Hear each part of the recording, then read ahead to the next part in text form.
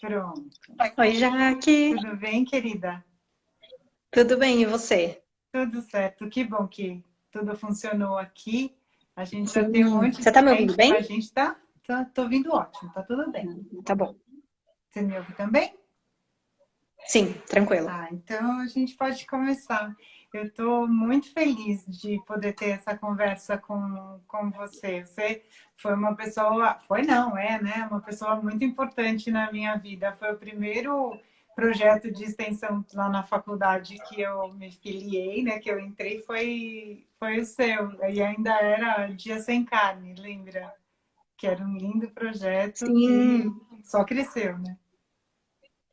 sim, foi um prazer, assim, né, o projeto já tem 9 anos, vai fazer 10 anos, então você entrou ali no meio do projeto, né, a gente já Isso. tinha uns 3, 4 anos, e foi muito rico, assim, né, a sua entrada, a sua Ah, experiência, a sua, né, o seu amor pela cozinha, e aí sim. colocando isso no projeto, acho que foi super, super maravilhoso, Até toda a vídeo contribuição. cozinhando eu fiz, né?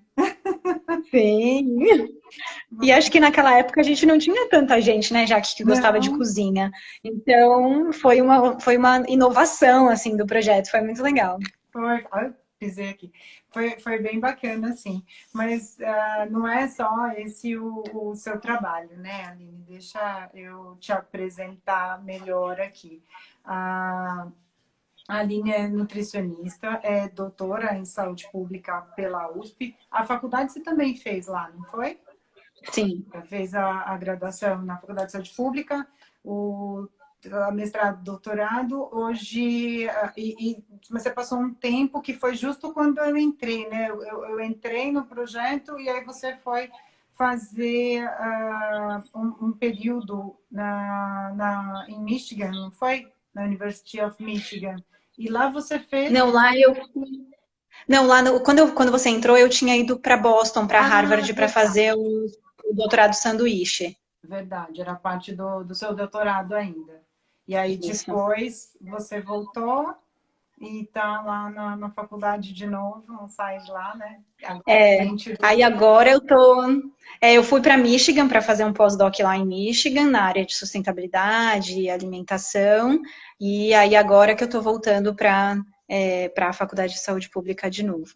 E aí o projeto que era Dia Sem Carne, ele foi tomando um outro caminho e hoje é o Sustentário, que é um projeto de extensão. É, isso a gente foi tomando outro caminho porque a gente viu a necessidade, né, de expandir, de não falar só sobre consumo de carne, de falar sobre alimentação de uma maneira mais holística, até pelas minhas experiências no exterior e aqui no Brasil, e aí a gente aumentou esse projeto e hoje ele é um núcleo de extensão ligado à USP, né, à Pró-Reitoria de Cultura e Extensão da USP. Então ele deixa de ser só um projeto da faculdade e tem agora um escopo um pouco maior.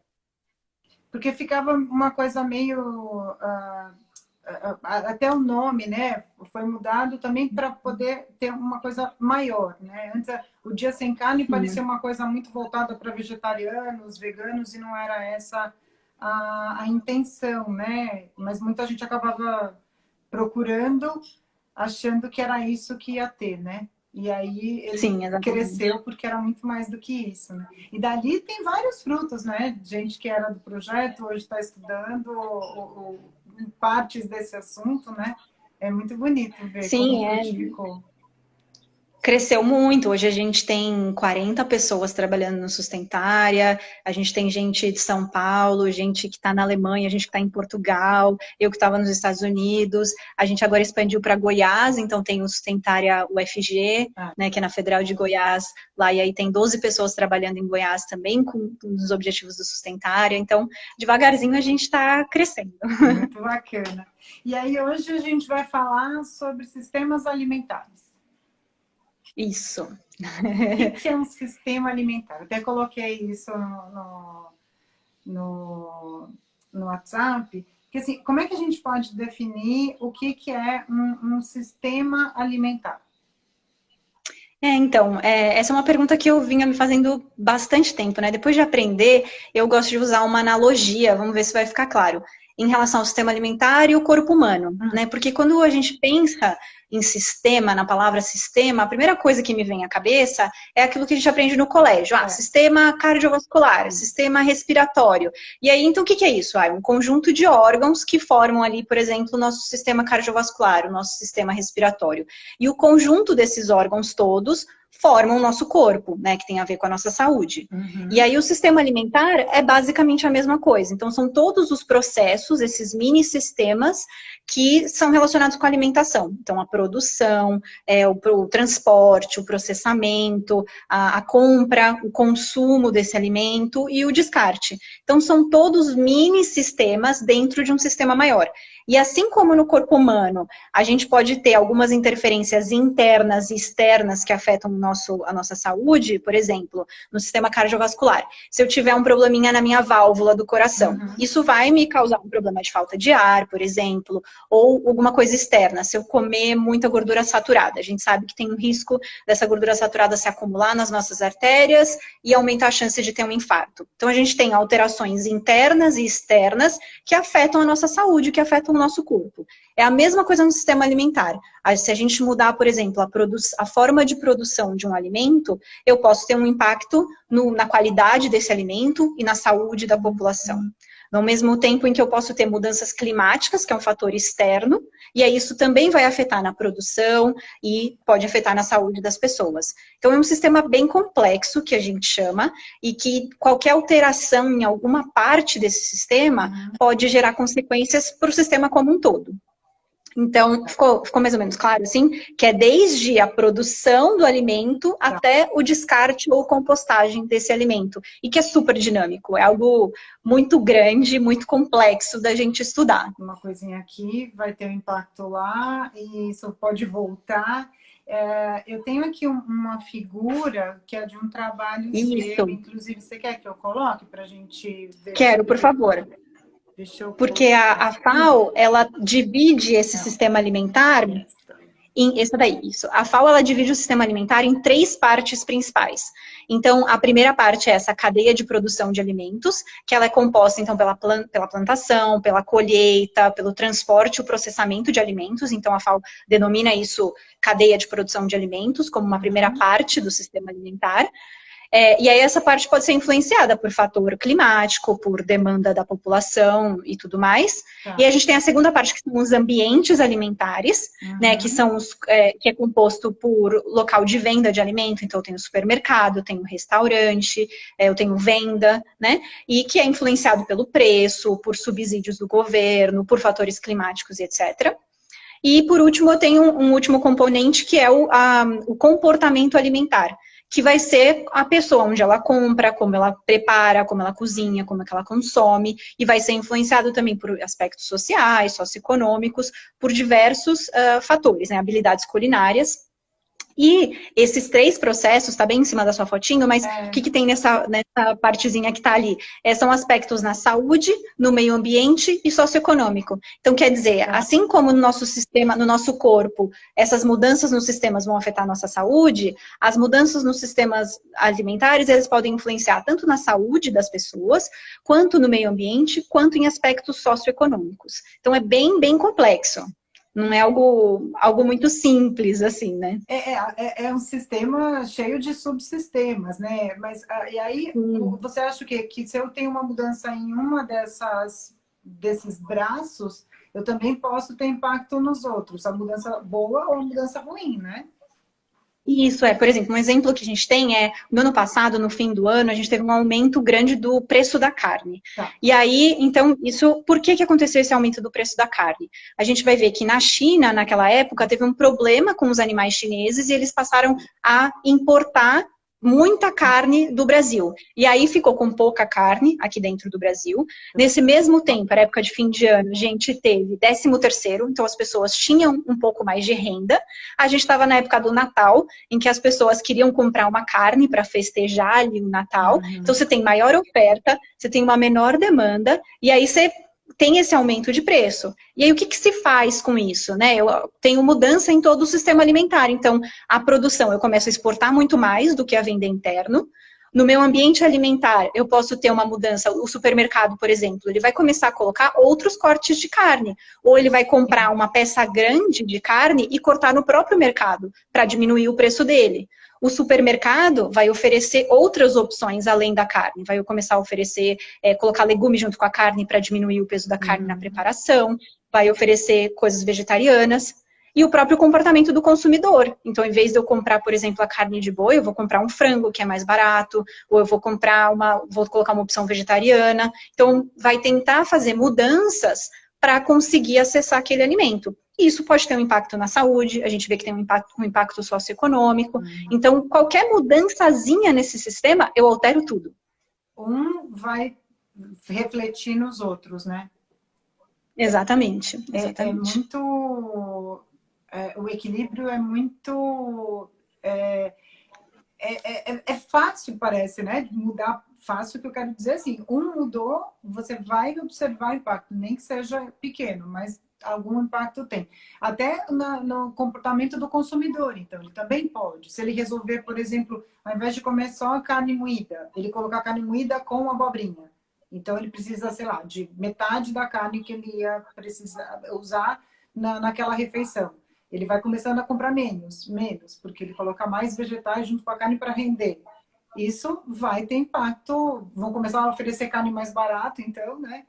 Ou outros cortes de carne que não se comia. Quer dizer, cada um porque o outro comprador, né? Como no caso que se disse da China, resolveu comprar mais, ou sou eu aqui que resolvo comprar menos, ou é o preço da gasolina que aumenta e aí aumenta o preço da carne e eu não posso comprar mais.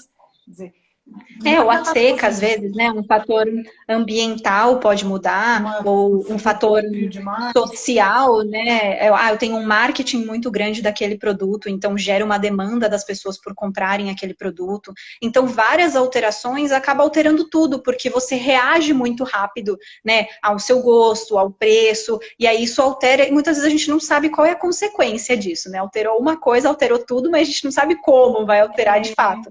Ou vai saber às vezes a gente sabe, depois. Não. Exatamente.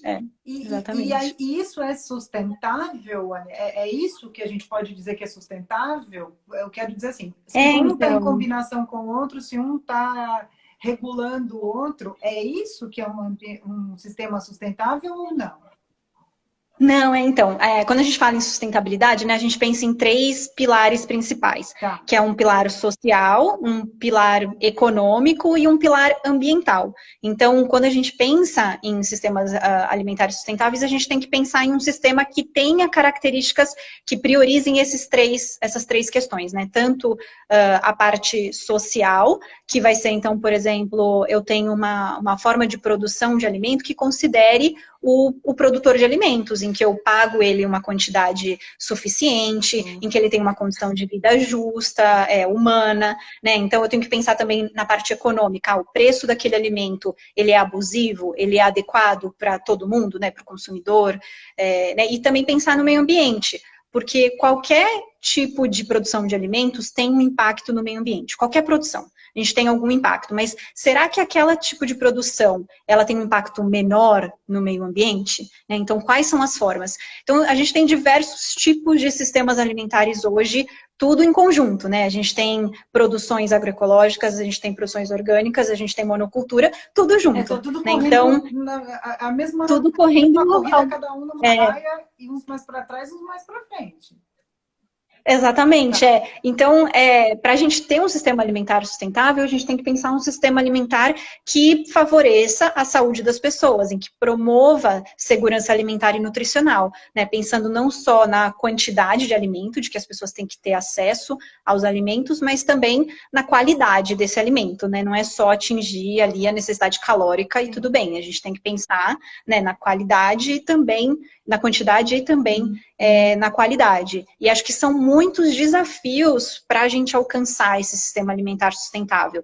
E que não pode ser feito a partir de uma pessoa ou uma instituição. São ações que devem ser coordenadas tanto de indivíduos quanto de instituições, como, por exemplo, colégios, empresas, né? Quanto de governos locais, de prefeituras, governadores, nacionais, né? Como políticas brasileiras, por exemplo, e globais, como ações, por exemplo, da FAO, ou, por exemplo, os Objetivos do Desenvolvimento Sustentável. São metas e objetivos em nível mundial para que os países que eles consigam seguir nesse sentido de ter um sistema alimentar mais sustentável, de atingir essa saúde da população.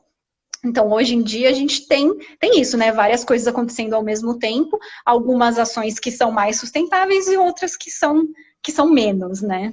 Sim, mas assim, e para gente que não sabe disso, que não é afeito à área, não leu nada, o desmatamento na Amazônia para criar gado.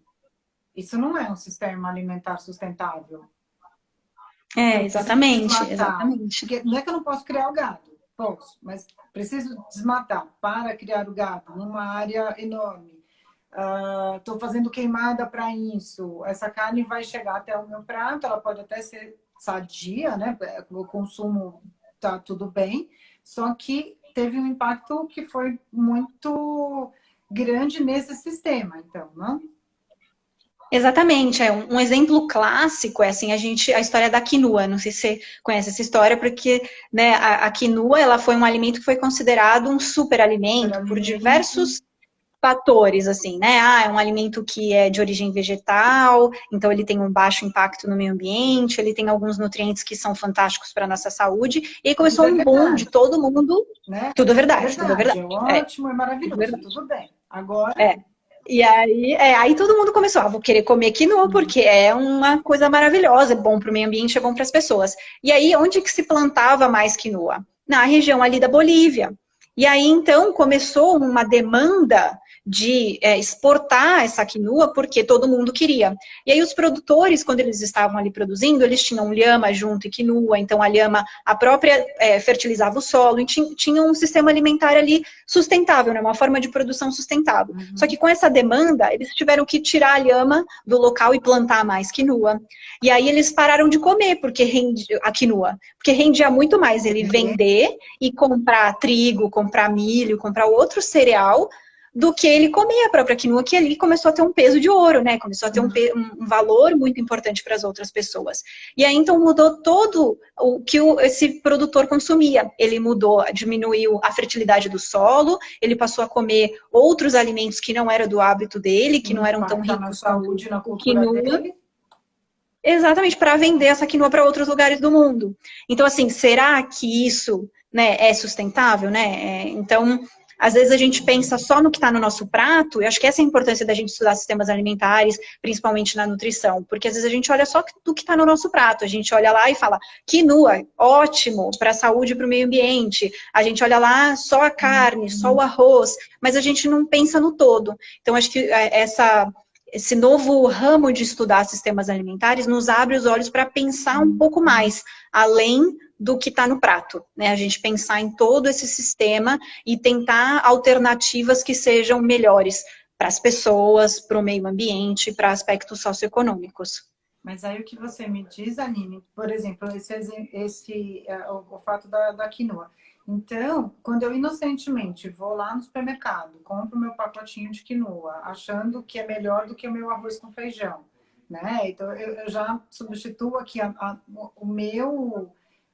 minha cultura, o meu hábito alimentar, por um outro que eu acredito que é melhor do que o meu. Eu estou causando impacto lá, naqueles plantadores iniciais, naquele ambiente, naquilo tudo, e a gente volta para uma açãozinha aqui pode ter impacto lá na outra ponta e eu nem sei. Então, na hora que eu pego lá quinoa, o máximo que eu vou ver, esse aqui está mais barato, aquele ali, ou vou escolher pela marca. Não chego além disso, né? Não. Por que eu escolho? Eu resolvi que vou comer quinoa, vou querer da marca A ou B. Da B. Por quê? Porque está em promoção, está mais barato. Pronto, acabou. Se eu não pensar além disso, eu estou causando um desemprego lá. Alguém vai... Ou a terra vai ficar mais cara, porque é boa para plantar quinoa, algum alguém vai querer plantar quinoa extensivamente? Sei lá, até nisso eu preciso pensar, né? Exatamente. Exatamente. A gente vê que hoje em dia, né, por causa desse crescimento populacional do mundo, a gente vê que a gente tem uma urbanização muito grande, né, no Brasil, 70% das pessoas estão nas cidades, então tem essa separação do campo, tem uma desconexão maior entre o que a gente come com, de fato, quem produz. Então a gente não consegue mais ter aquela conexão do que é o alimento, da importância do alimento, né, da riqueza da terra realmente dando aquele alimento para a gente. Então, isso acaba meio que se perdendo no mundo de hoje. A gente acaba poluindo muito mais porque a gente não tem muita ideia de aquilo de fato é ruim. A gente, quando vai lá, a gente vai no mercado e compra o que é mais barato para mim. Mas eu não tenho muita ideia de que esse processo em que a gente está hoje, né, o jeito que a gente vive hoje, a gente não tem mais essa conexão. Então, acho que essa falta de conexão é algo muito importante. E também com a globalização, porque a gente vê que hoje em dia é muito fácil, assim, muito fácil entre aspas, né? Mas você pode exportar alimento, né? Então, você não vende mais só, se você é um produtor, você não vende mais só para as pessoas ao redor, no seu estado, ou mesmo dentro do seu país. Você exporta. Né? Então, você gera esses mercados de commodities, em que aí é realmente isso que você falou, eles devastam a Amazônia ou alguns outros lugares, por quê? Para plantar soja, para plantar milho, porque eles sabem que tem um preço fixo que eles vão vender e vai conseguir vender e vai conseguir ter o dinheiro deles.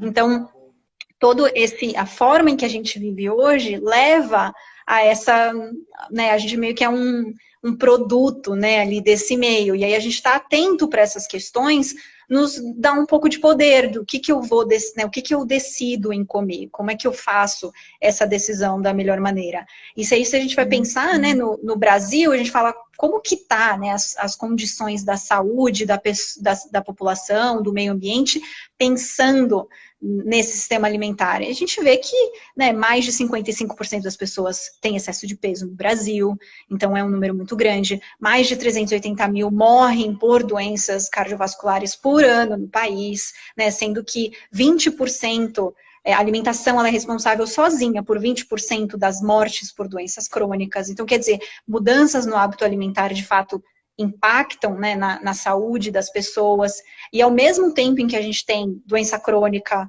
e a gente tem a população doente, né, com doenças crônicas, a gente tem também cerca ali de 20% da população que está insegura nutricionalmente, que tem, assim, não consegue ter acesso, né, a quantidade e qualidade suficiente de alimentos. E, ao mesmo tempo, a gente tem o desmatamento da Amazônia, a gente tem grandes quantidades de gases de efeito estufa, né? Se a gente for ver os dados do Brasil do ano passado, cerca de 70% de todos os gases de efeito estufa do Brasil são por causa do desmatamento e da agropecuária. Então, quase, né, mais de ali, quase 3/4 é por causa da forma de produção de alimentos e desmatamento. Então, é algo muito importante, em que mudança de comportamento alimentar e novas formas de produção de alimentos são importantes para a gente tentar reduzir, né, mudar um pouco esse contexto que a gente tem no Brasil. Né? Sim, e aí... Desculpa. Não, eu só ia comentar que esse processo, né, de aumento da obesidade, doenças crônicas, também tendo desnutrição e tudo mais, e as mudanças climáticas, é um processo chamado de sindemia, né, global, que foi lançado até num paper recente, né, um artigo ano passado, chamado de sindemia, que são a união dessas epidemias de obesidade, de doença crônica, junto com desnutrição ainda prevalente em parte do país, em grande parte do mundo, né? A gente tem ainda bilhões de pessoas que passam fome, junto com as mudanças climáticas. Então, quer dizer, algo em que também é um sistema complexo, né? Que a gente altera um, afeta o outro. Então... a Lígia, inclusive, agora acabou de fazer uma pergunta aqui para você, e ela pergunta se você vê como é que deve ser a participação, né, do nutricionista nesse contexto. Como é que o profissional pode ajudar? Porque a gente também vê as pessoas muito preocupadas com o que vão comer, como vão comer, preocupadas com nutrientes, né? Hoje elas não comem comida, elas comem uma parte de proteína, cortam o carboidrato, e aí você vê todo mundo preocupado, todo mundo dando palpite no que é melhor, no que é pior. E o nutricionista embarca nessa, não embarca? Como é que ele explica? O que ele diz? Que nua não pode nunca. pode, mas não é seu arroz com feijão. O nutricionista, você acha que ele pode, de alguma maneira, ter a sua atuação destacada? Assim, não como todo mundo tem que ajudar, mas o nutricionista pode ter alguma função Eu acho que diferenciada? sim. Eu acho que é uma importante área do nutricionista. A gente, como profissional, vê muito pouco isso durante a graduação, então, isso, acho que a gente Mas é tem que muito novo estudar também muito pensar isso. assim, né? É muito novo, é É. muito novo. É. Assim, ele tem um certo tempo de estudo, mas foi mais recentemente, né, a partir do ano passado, em que a gente teve publicações mais importantes no tema, é que isso passou a ser objeto de estudo de mais pessoas e Mais sendo mais procurado. popular, Mas né? e aí eu acho que o nutricionista ele tem um papel muito importante de saber sobre isso, né? De procurar, de buscar, de tentar entender, porque é mega complexo. E Uhum, isso vai mudar, às vezes a gente fala, né? A quinoa pode ser, não ser sustentável aqui, mas em outro lugar ela pode ser uhum. sustentável. Então essas realidades elas mudam muito. Não dá pra gente falar que uma alimentação é sustentável, ter um padrão de alimentação e falar essa é uma alimentação sustentável no mundo inteiro. Não dá. É muito único, né? Mas eu acho que o nutricionista conhecer o território dele, conhecer as limitações, conhecer quem produz os alimentos, né? E a população como um todo, ter esse conhecimento e ter esse vínculo com o alimento, com a produção de alimentos e saber de onde vem, para onde vai, eu acho que isso dá um empoderamento. Eu acho que é algo super complexo, mas que o nutricionista ele deve ser protagonista, sabe? Ele tem que se apropriar desse conhecimento e se juntar com outros profissionais também, porque sozinho a gente não vai para lugar nenhum, né? A gente vai precisar do agrônomo, a gente vai precisar do produtor de alimentos, a gente vai precisar de toda a cadeia, né? A gente, para ter ações para um sistema alimentar, a gente precisa de ações conjuntas, a gente vai precisar da indústria de alimentos, a gente vai precisar de todo mundo junto, pensando no que a gente quer, né? Antes que a gente termine com o planeta, antes que a gente, né, não tenha mais planeta, o que vamos fazer? E quais são as ações que cada um, individualmente, institucionalmente, nacionalmente e globalmente, a gente pode se comprometer para chegar nisso? É algo muito complexo, algo extremamente difícil de alcançar, mas eu acho que a gente pode ir dando esses né, esse caminho aí de pedacinho em pedacinho rumo a essa sustentabilidade, pensando na população, pensando no planeta como um todo. Também tem aquele nutricionista que é responsabilidade dele criar um cardápio, então ele pode adequar esse cardápio, às vezes é ele mesmo ou um outro nutricionista que vai fazer as compras, então também pode saber de quem compra, como compra, e aí se todo mundo for tentando de alguma forma, o sistema aí que você disse, né, tão maior e com tantos braços, acaba melhorando, né? Se for Sim, a por exemplo, pessoa. a alimentação escolar é algo extremamente importante nesse contexto, porque tem uma lei lá que fala que o dinheiro do FNDE, 30%, tem que ser comprado da agricultura familiar. Então, já é um primeiro passo de que a gente vai comprar do agricultor. A gente vai olhar para a agricultura que tem em volta, né? E tem Uhum. lá toda uma forma que isso tem que ser feito, não é qualquer agricultor.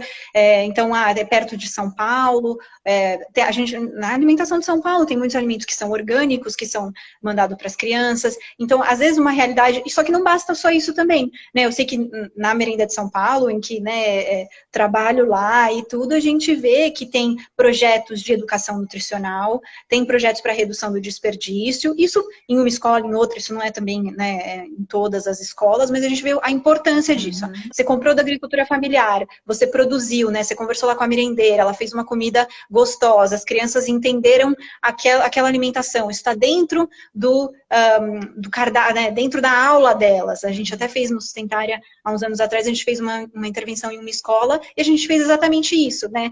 Então vamos conversar com as crianças, vamos fazer uma oficina com as merendeiras, vamos conversar com os pais para reduzir o desperdício, a gente mediu o desperdício, como que a gente pode reverter isso, né? Então acho que essas ações, mesmo que em pequeno, né, local, elas são muito importantes, porque aí a gente vai vendo, deu certo aqui, vamos tentar em outra escola, aí ela deu certo, vamos tentar no bairro, e aí você vai aumentando isso, pegando as melhores práticas, tentando reproduzir e adaptar, porque muitas vezes é o que eu falei, funciona num lugar e não funciona no outro, aí a gente vai ter que tomar uma outra atitude, né? Então, é bem isso. Eu acho que o nutricionista, ele deve ser protagonista, ele deve tentar, ele deve ter isso no background dele, assim, ele deve estar atento a essas ações, né? Pensar, tem uma mentora do Sustentare agora, em que ela colocou algumas questões que eu achei muito interessante. Por exemplo, ela falou, nutricionista às vezes fala, vamos tomar só leite desnatado ou semidesnatado. Aí ela falou assim, e a gordura do leite? Vai para onde?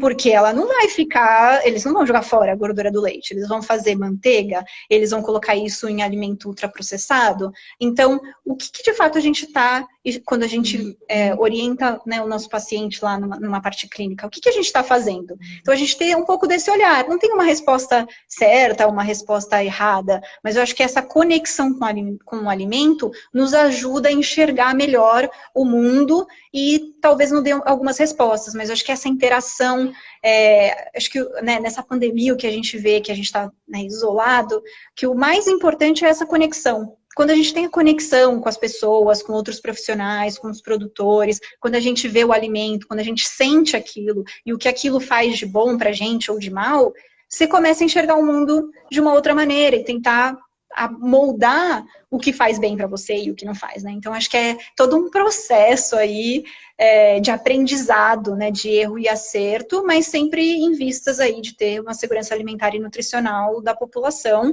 reduzindo o impacto no meio ambiente da melhor maneira que a gente consiga. E vamos aprendendo todos, né?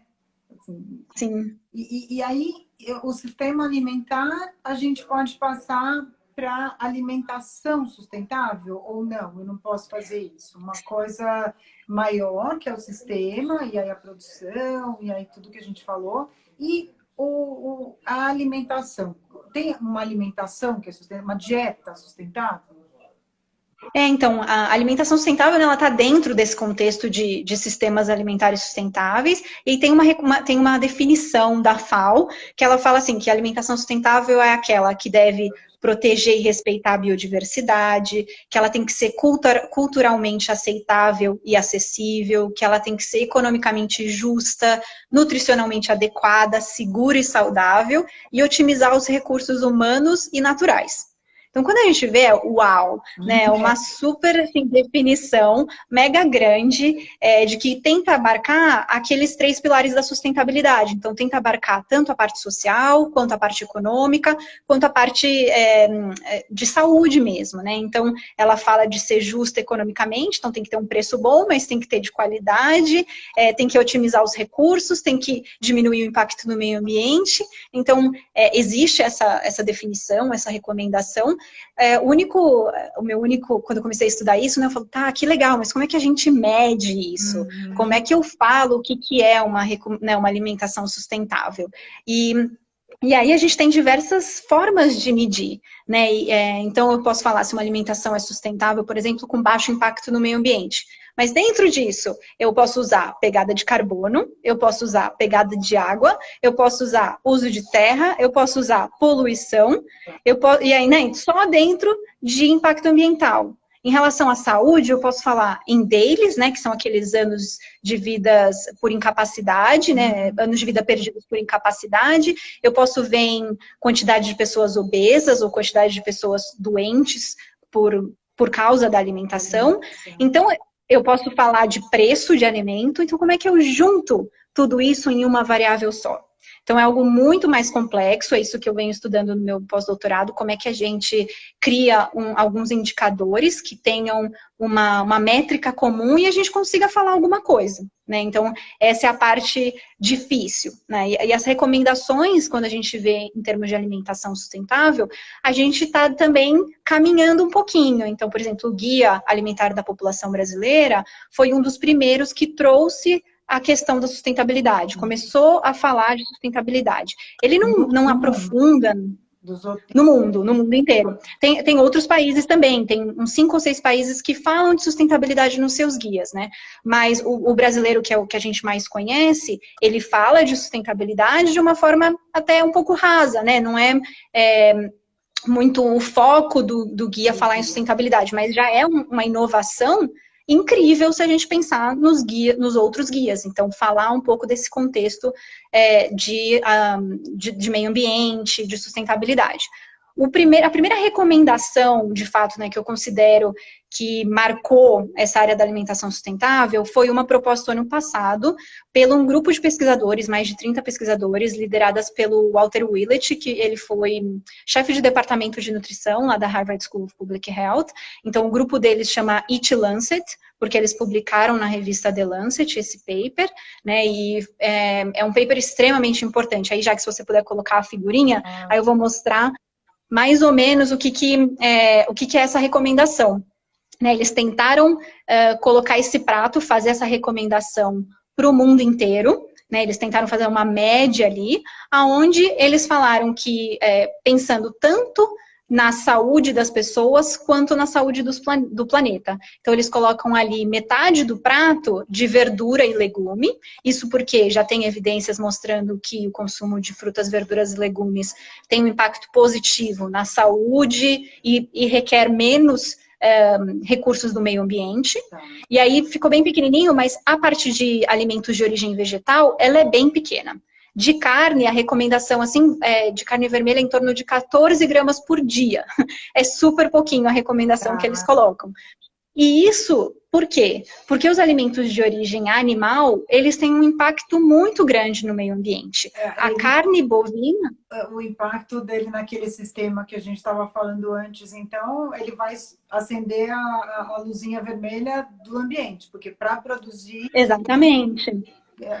Porque, por exemplo, para cada quilo de carne que a gente produz no Brasil, dados brasileiros, a gente gera em torno de 44 quilos de gases de efeito estufa, que é a mesma coisa que um carro para 1 quilo. E a mesma coisa que um carro percorrendo 250 quilômetros para 1 quilo de carne. Então, é algo extremamente grande, importante, né? Então, a gente sabe que a carne bovina tem esse impacto. E por quê? Isso, no Brasil, a gente tem um desmatamento grande, principalmente da Amazônia, para colocar gado. E também porque o próprio boi, a própria vaca, quando digere as gramíneas, libera metano, que é um gás extremamente potente, se a gente pensar em gases de efeito estufa e mudança climática.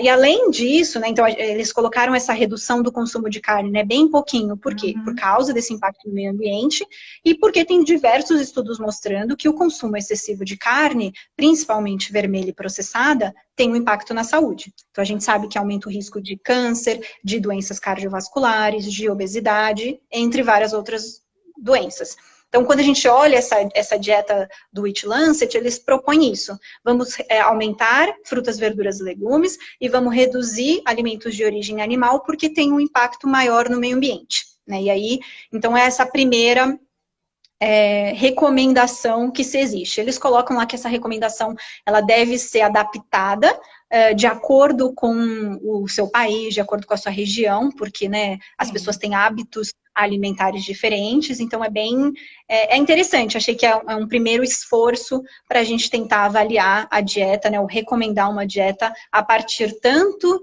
de aspectos ambientais quanto de saúde. Então, eu mas, assim, ela tem em consideração se eu fosse pensar no meu prato, né? Então, eu não sou vegana, não sou vegetariana, eu vou consumir carne, mas eu tenho que tentar colocar isso no mínimo possível na composição do meu prato.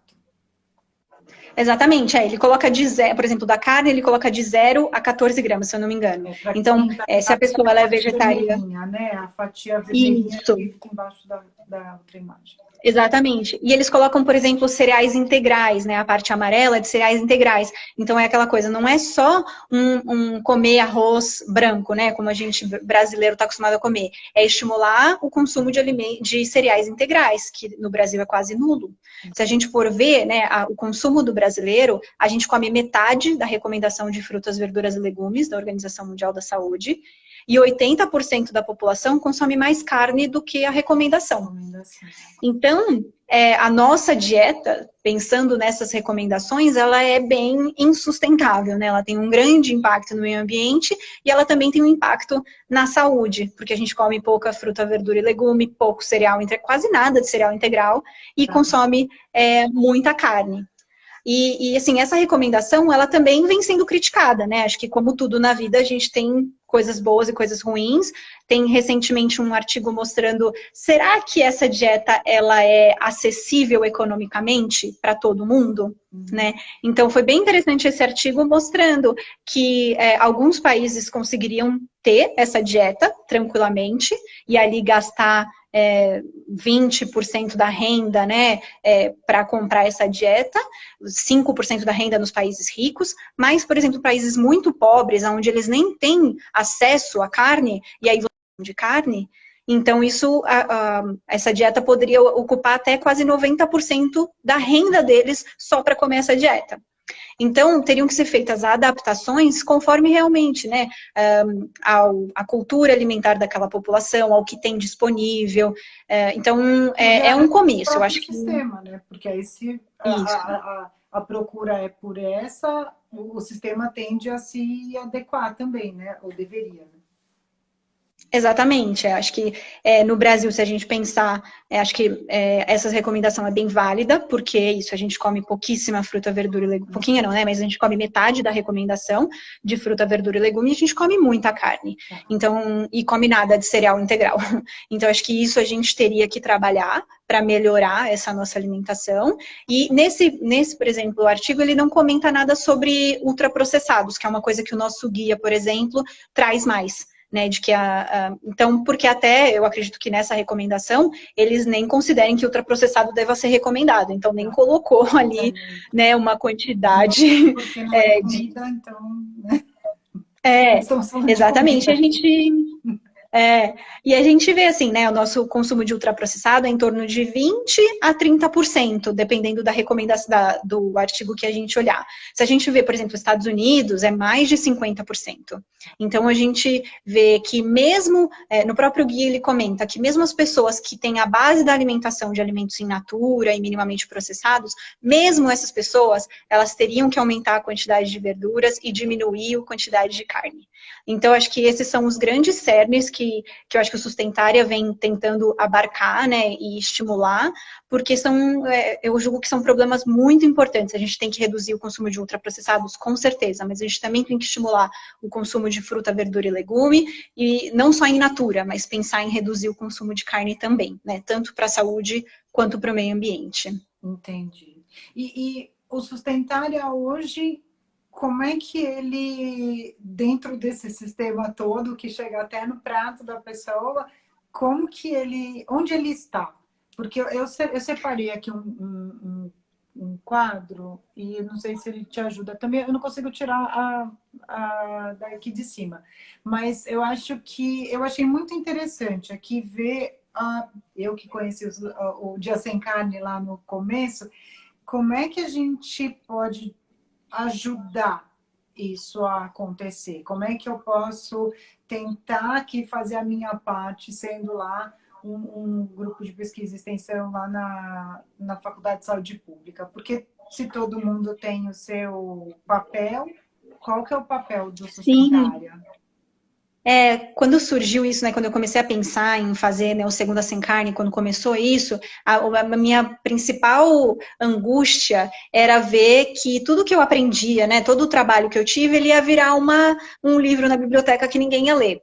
Então, eu falei assim, eu preciso fazer alguma coisa com esse conhecimento, eu preciso mostrar para as pessoas de que isso é importante, né? E eu estudava realmente o consumo de carne na população e via que o consumo excessivo tinha esse impacto na saúde e no meio ambiente. E naquela época, falar que consumo de carne tinha um impacto na saúde e meio ambiente, eu era visto meio como louca, não era visto como...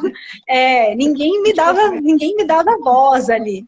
E aí eu comecei a fazer esse projeto, e no primeiro ano em que a gente colocou no restaurante universitário, né, a gente tirou a carne e treinou os funcionários da cozinha para colocar outras preparações, e fez toda uma campanha de marketing, né, falando para as pessoas isso. A gente teve bastante crítica, mas depois de um ano, o que a gente viu é que a gente fez uma pesquisa para saber, você gostou do projeto, você achou que isso mudou, você reduziu o seu consumo de carne por causa do projeto? E aí 40% falou que reduziu o consumo de carne fora da faculdade por causa do projeto. Então a gente achou que, nossa, se a gente fizer uma campanha de marketing, né, boa, se a gente oferecer alguma coisa para a pessoa, no caso ali a gente estava dando um suporte para ela conseguir fazer essa mudança, então no bandejão a gente tirava a carne e colocava outro alimento para ela experimentar, isso promovia uma mudança dela fora daquele ambiente também. Então, o Sustentário ele também vem com essa ideia de 3 pilares básicos, assim, né, de divulgar informação científica, que a gente tem na faculdade ali, né, como aluno de graduação, de pós-graduação, a gente aprende muita coisa. Então, da gente devolver isso para a população, informar as pessoas sobre isso, e também a gente engajar para a mudança, porque não adianta eu só falar para você, olha, você precisa comer mais fruta, você precisa diminuir o seu consumo de carne, mas eu não falar como que você faz isso. Então, acho que o grande ponto é você engajar, e aí a gente usa diversas formas para engajar as pessoas, né? A gente hoje em dia tem site, Facebook, Instagram, diversas mídias para mostrar isso. E também faz grupos, faz eventos, tenta mostrar isso para as pessoas, para elas se engajarem e juntas tentarem mudar. E também faz receitas, porque e acho que isso começou lá com você, né? Fazendo os vídeos. Exatamente. E aí hoje aqui, semana passada, a gente publicou uma moqueca vegetariana também, que uma outra aluna falou, eu fiz uma moqueca e quero mostrar. E aí ela fez, fotografou e tudo mais. Então, essa ação dos alunos, né? Acho que o Sustentar ele é bem rico na formação do aluno, do profissional. Ele promove essa agência do aluno de falar, olha, eu fiz isso, quero contribuir dessa forma. Então, a gente tem revista e os próprios alunos escrevem. A gente tem alunos de pós-graduação que revisam o que os alunos da graduação fazem, então a gente tem uma formação continuada, que é importante para ambos, né? E aí depois a gente junta tudo isso, né? E tenta mostrar para a população. E aí a gente elencou 4 pilares principais em que todas as nossas publicações tentam seguir, que é essa parte, né, de estimular o consumo de frutas, verduras e legumes, reduzir o consumo de carne vermelha e processada, reduzir o consumo de alimentos ricos em sal, açúcar e gordura saturada, porque também tem diversos estudos mostrando, né, e tanto de ultraprocessado... Tudo isso a gente também tem um consumo exatamente. bem alto, né? Tem um consumo bem alto, né, principalmente de refrigerante, então estimular a redução do refrigerante e estimular esse sistema alimentar mais sustentável. Então a gente tenta, dentro de todas as nossas expectativas ali, desse grupo grande, oferecer opções para as pessoas, engajá-las a mudar o comportamento e de que isso seja mais permanente, né? E aí a gente vai mudando conforme, assim, somando esforços. Então, hoje em dia, por exemplo, com a pandemia, a gente está fazendo lives todas as semanas para uma forma também de engajar as pessoas. A gente agora vai ter uma revista sobre Covid e sistemas alimentares. Então, para tentar juntar o que a gente tem de atualidade com o nosso expertise de atuação. Então, a gente vai tentando, junto, fomentar um sistema alimentar mais sustentável, né? E aí eu coloquei os objetivos do desenvolvimento sustentável embaixo, porque é exatamente isso, né? A nossa base de tentar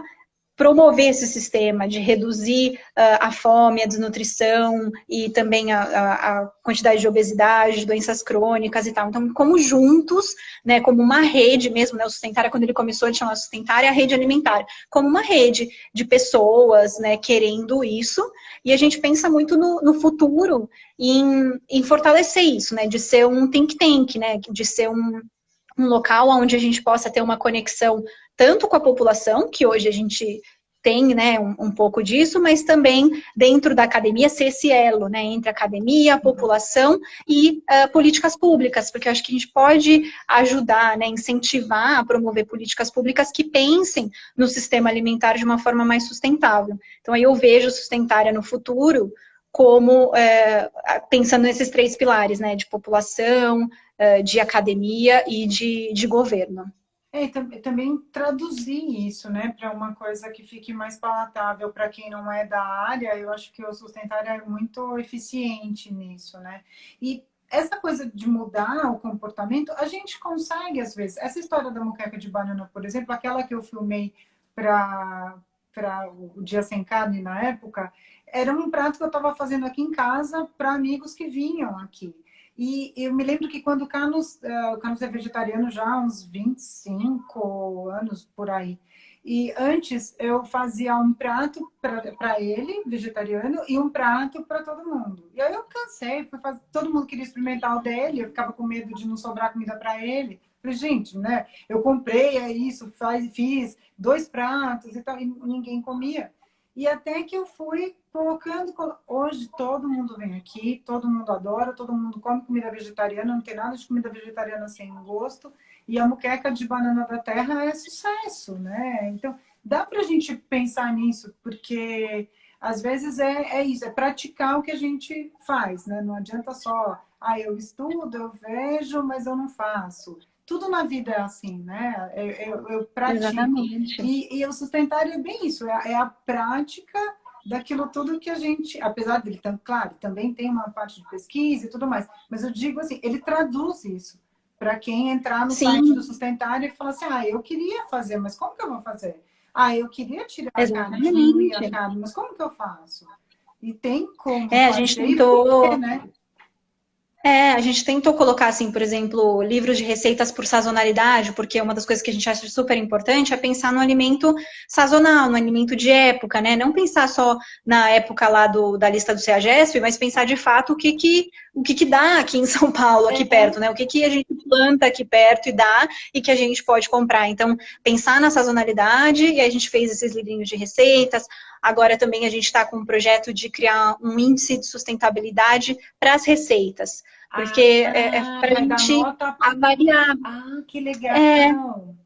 para até ser mais fácil das pessoas escolherem, por exemplo, essa é uma receita que ela é barata, mas que ela também tem uma baixa pegada de carbono, mas que ela também, né? Então tentar fazer uma métrica possível para falar dessa receita e ajudar as pessoas a escolherem, porque tem diversos estudos mostrando, por exemplo, que em restaurantes, quando você tem aquela mostrando, né, a quantidade de caloria ou a quantidade de pegada de carbono, isso faz com que as pessoas mudem. Até o nome da preparação, se for um nome mais que eles chamam de indulgente, que seria esse nome, por exemplo, mais, por exemplo, uma cenoura glaciada com toque de alguma erva.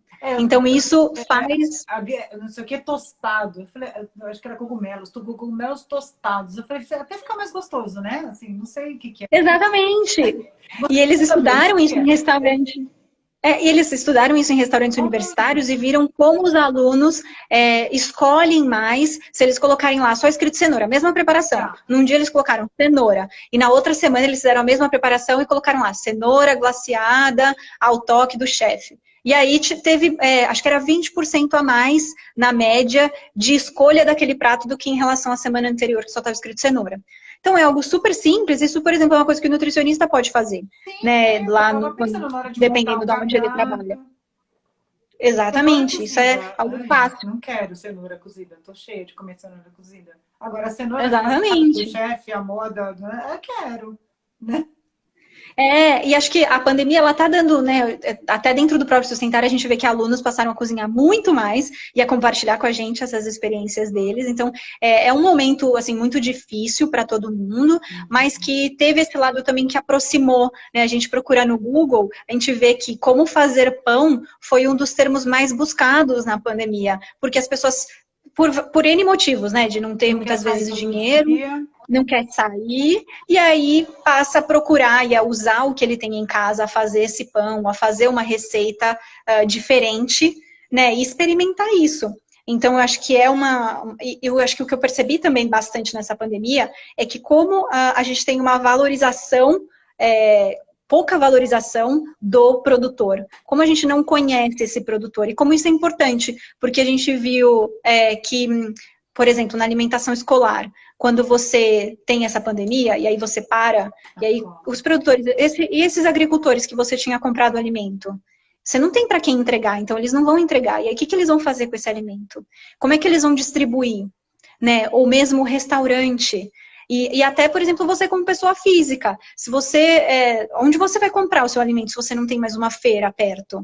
Você vai ter que ir no supermercado, e aí não tem o produto no supermercado. Então, a logística, né, mudou. E aí, quando você tem essa aproximação do produtor, fica uma coisa mais simples. Então, tem uma história que a gente vai colocar até na revista do Covid, que eu achei fantástica, de uma mentora do Sustentária, em que ela tinha um produtor que ela conhecia de polvilho, ela chama Jennifer. E aí esse produtor entrou em contato com ela falando que ele tinha 500 quilos de polvilho que ele não tinha para quem vender. E aí ela fez uma venda solidária, ajudou ele a fazer uma venda solidária desse polvilho lá no Rio. E eles conseguiram vender, fizeram uma parceria com a Favela Orgânica, conseguiram distribuir o polvilho também na favela. Então, para cada quilo que eles compravam, eles distribuíam alguns lá na favela. Contrataram motoboys da própria região e pagaram com esse dinheiro para eles conseguirem distribuir. Fizeram pão de beijo para distribuir. Então, enfim, e aí mostrou o quanto que essa conexão era importante para que realmente esse produtor continuasse sobrevivendo, né? Que tivesse ali os meios dele, porque ele gastou tudo, né? Ele utilizou sol, ele utilizou recursos financeiros para ter aquela produção, e se ninguém comprar, vai para o lixo. E, né, uma colega minha que é da... e a comida é um recurso, né, que a gente... Desperdício é uma das coisas em alimentação sustentável que pouco se fala, que é muito importante. Porque você já gastou dinheiro, você já gastou sol, você já gastou água, você já emitiu um monte de CO2, se você jogar aquilo no lixo, acabou. E o lixo né? Você perdeu. Como descartar isso? O lixo também vai ser um problema. Exatamente. Então, acho que ter um pouco mais de um olhar um pouco mais amplo ajuda a gente ter ideias, porque acho que é isso que a gente precisa, ter ideias para melhorar o nosso sistema alimentar, né? O Sustentária veio com isso, vamos ter ideias para a gente melhorar. Mas o que eu, como pessoa, o que na minha instituição eu posso fazer? Eu posso, às vezes é uma coisa pequena, vamos agora colocar só copos retornáveis, não vai ter mais copo descartável. É uma ação pequena, super pequena, mas isso pode ter um impacto. Se a gente ir começando devagar, e se todo mundo começar devagar, isso pode ter um impacto depois. Pelo copo, mas é de te abrir a mente para outras coisas. A mente. Começa no copo, mas você está pensando em outras coisas. É muito interessante. E aí, o Sustentária, ele tem canal tem página no Facebook? Sim. Quem não curtiu, curta a nossa página no Facebook, no nosso Instagram. A gente tem um YouTube que a gente coloca os videozinhos, né? As lives que a gente está fazendo no Instagram também. A gente vai estar no meu também. Sim, exatamente. A gente coloca lá no YouTube, a gente tem o site, e aí tem uma newsletter que você pode se cadastrar para receber uma newsletter mensal com os principais coisas que a gente publicou. A gente vai ter um grupo de WhatsApp, enfim, vão ter algumas novidades aí também no próximo mês, porque a gente está com bastante gente, a equipe de Sustentária está muito maravilhosa, a gente está assim, com 40 pessoas, a gente tem 10 mentores, que são de graduação, de pós-graduação, que estão, assim, incríveis, então tá bem legal. Que maravilha. É isso aí. A gente está chegando no finalzinho do tempo, mas eu te agradeço muito, é muito interessante todo esse assunto. Eu acho que todo mundo precisa. É claro que em uma hora a gente não consegue esgotar isso, mas se cada um pegar aqui um pedacinho do que falou, tentar ir atrás, tentar entrar lá na página do Sustentária ou em outras e procurar saber um pouco mais, eu acho que já vai melhorar, porque é difícil entender. É um sistema bastante complexo, mas a gente precisa entrar por algum ponto, seja porque você quer melhorar a sua alimentação, ótimo, entre por aí. Quero saber da produção, vá para lá. E eu acho que isso faz diferença depois para você chegar lá no supermercado, no mercado, enfim. Será que eu preciso disso? Será que essa é a melhor comida para mim? Ou até vou comer uma vez ou outra, não vai fazer... Não Exatamente. Vai substituir meu arroz com feijão, mas para variar, vou levar isso aqui hoje. Será que a gente começando a pensar assim, né? Todo mundo começar a pensar assim, isso melhora, né? Eu acho que a gente não pode ser neurótico, né? A gente não pode entrar do tipo, nossa, não posso mais comer nada disso, só posso comer aquilo. Mas eu acho que a gente tem esse olhar, acho que ter essas conversas, acho que isso agrega muito, porque a gente começa a olhar outros lados que a gente não olhava. A gente, como nutricionista, muitas vezes a gente só tem aquele lado biomédico, né? Do que faz bem para sua saúde, para o seu corpo, não sei o quê, nutriente. Carboidrato, quando tem de proteína, quando tem de lipídio. Foi. Exatamente. E aí, se a gente olha por esses outros lados, eu acho que a gente tem uma visão mais humana do que é a alimentação. A gente se conecta mais com o alimento, a gente se conecta mais com o planeta, que eu acho que é alguma coisa que hoje em dia, né, tá falta. A gente precisa ter essa conexão para a gente ser uma pessoa melhor, para a gente florescer, né? Para a gente dar o nosso máximo aqui nesse planeta. Acho que a gente ter essa conexão faz toda a diferença. Com pessoas, com o nosso planeta. Nesse sistema aí precisa estar mais bem cuidado, né? O lugar de cada um. Exatamente. Muito obrigada, Aline. Muito obrigada mesmo. Imagina, já. A todos. A gente tem bastante gente assistindo a gente desde o começo. Tem uns coraçõezinhos. Então, eu agradeço. Sim, é um prazer. Todo mundo mesmo, de verdade. Foi ótimo conversar. Sim, muito obrigada, Jaque. É sempre um prazer conversar com você. Acho que é ótimo assim ter pessoas, né, alunas da faculdade com essa sua energia, com esse seu conhecimento. Acho que com certeza o mundo agradece.